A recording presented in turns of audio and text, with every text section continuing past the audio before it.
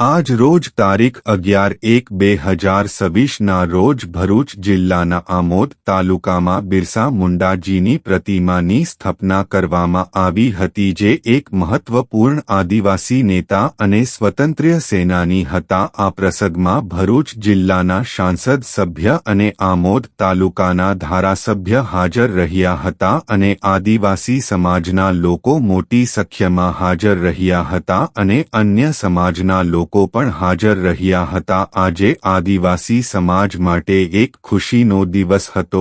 બિરસા મુંડા એક મહાન આદિવાસી નેતા જેમણે બ્રિટિશ શાસન સામે લડત આપી હતી અને આદિવાસી યોના અધિકારો માટે સંઘર્ષ કર્યો હતો। તેમણે ઉલગુલાન નામનું આંદોલન શરૂ કર્યું હતું, જે આદિવાસી જીવનશૈલી અને સંસ્કૃતિની રક્ષા માટે હતું। આમોદ તાલુકામાં બિરસા મુંડાજીની પ્રતિમાની સ્થાપના એક મહત્વપૂર્ણ પ્રસંગ છે, જે આદિવાસી સમુદાય માટે ગૌરવ અને આધારનું પ્રતીક છે। CID trust news Bharuch Gujarat bureau chief Mahesh Vasava.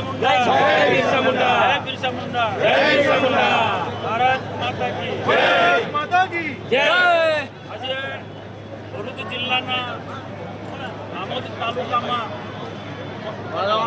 મેદાન ખાતે ભગવાન બિરસા મુંડાની પ્રતિમાની ભવ્ય રીતના કરવામાં ખૂબ મોટી સંખ્યામાં આદિવાસીઓ જોડાયા, શોભાયાત્રા કાઢી, હજારોની સંખ્યામાં લોકોએ ઉત્સાહ ઉમંગથી આ શોભાયાત્રામાં રહ્યા। એ આ પ્રસંગે આ વિસ્તારના ધારાસભ્ય જે સ્વામીજી તથા આદિવાસી સમાજના નામ ગણવા જો ઘણા બધા યાદી થઈ જાય, પરંતુ આમોદ તાલુકા અને આમોદ શહેરના અને ભરૂચ જિલ્લાના આદિવાસી આગેવાનો ઉપસ્થિત રહ્યા અને આદિવાસી સંગઠન આમોદ તાલુકાના પ્રયાસથી આ કાર્યક્રમ ખૂબ ભવ્ય રીતના બન્યો। ભગવાન બિરસા મુંડાની પ્રતિમા આજે આમોદ શહેરમાં પ્રસ્થાપિત થઈ છે।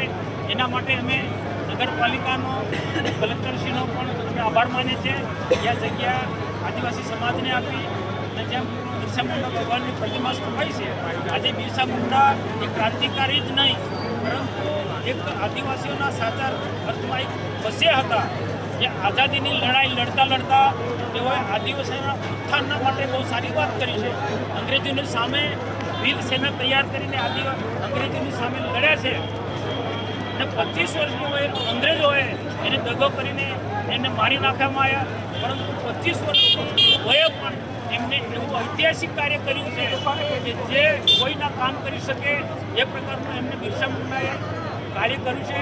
એમને એમના યુવાની અવસ્થામાં 21 થી 25 વર્ષની વયે એમનું વૈદ તરીકે પણ સુંદર કામ કર્યું છે। એનામાં કુદરતી અલૌકિક શક્તિ હતી કે ગમે તેટલો ભયંકરમાં ભયંકર બીમાર વ્યક્તિ હોય એને પણ એ દવા આપતા હતા। કુદરતી કૃપા હતી કે એ બીમારી એમને સારી થઈ જાય અને સાથે સાથે એક યુવાનોમાં સંગઠિત કરવાની એમનામાં એક તાકાત હતી। બિરસા મુંડા જ્યારે એ યુવાન હતા, આદિવાસીના ઉત્થાનના માટે એક બહુ સુંદર એમને બીજી સારી વાત કરી છે કે આદિવાસી સાચા અર્થમાં વિકાસ કરવો હોય તો આદિવાસી સમાજની અંદર કેટલાક કુરિવાજો છે, કેટલીક અંધશ્રદ્ધાઓ છે, કેટલાક વ્યસનો છે, એ વ્યસનો છોડી અને આદિવાસીએ સારું શિક્ષણ પ્રાપ્ત કરવું જોઈએ। અંગ્રેજી શિક્ષણના તેઓ ખૂબ હિમાયતી હતા અને આદિવાસી અંધશ્રદ્ધા કુરિવાજોના વ્યસનો છોડીને સારું શિક્ષણ પ્રાપ્ત કરશે તો જ આદિવાસીનો વિકાસ થશે। એ વાત તેમને વાત કરી છે કે આજે મેં આદિવાસી સમાજને એ અપીલ કરી કે આપણે ગુજરાતની દેશમાં નરેન્દ્રભાઈ મોદીની સરકાર આદિવાસીના ઉત્થાનના માટે અનેક પ્રકારની કલ્યાણકારી યોજના લઈને ચાલે છે।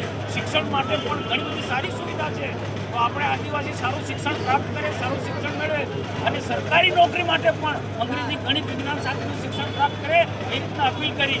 અને આપણા ભરૂચ જિલ્લાની અંદર મોટા મોટા ઉદ્યોગો આવ્યા છે, દહેજથી માંડીને ઝઘડિયામાં મોટી મોટી GIDC છે અને આવનારા દિવસોમાં જંબુસરની અંદર ફલક પ્રાપ્ત મોટી ઇન્ડસ્ટ્રી આવી રહી છે। ખૂબ મોટા મોટા ઉદ્યોગો આ વિસ્તારની અંદર જંબુસરમાં આવવાના છે। એવા આવા મોટા ઉદ્યોગોમાં પણ સ્થાનિક યુવાનોને રોજગારી મળે, કામ મળે, રોજગારી મળે, નોકરી મળે.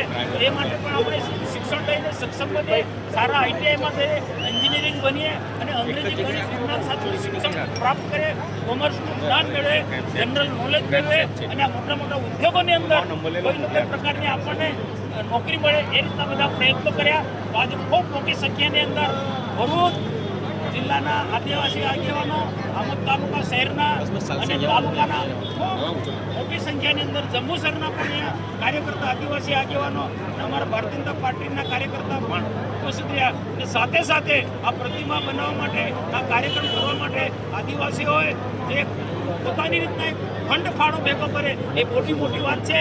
આ એમની સંગઠનની તાકાત છે અને ડીકે સ્વામીજીએ પણ એમની યથાશક્તિ પ્રમાણે એમની મદદરૂપ થયા છે. તો આ બધા જ લોકોનો આપણે ખૂબ ખૂબ આભાર માનીએ છીએ અને સૌથી વધારે આ કાર્યક્રમ કરવા માટે, આખો આ એક કાર્યક્રમને ઓપ આપવા માટે જે આદિવાસી યુવાનોએ, આદિવાસી આગેવાનોએ, આદિવાસી નેતાઓએ જે જહેમત કરી છે એમને હું ખૂબ ખૂબ અભિનંદન આપું છું. અને આવનારા દિવસોમાં આવી જ રીતના આદિવાસીના ઉત્થાનના માટે આપણે સૌ સાથે આગળ વધીશું.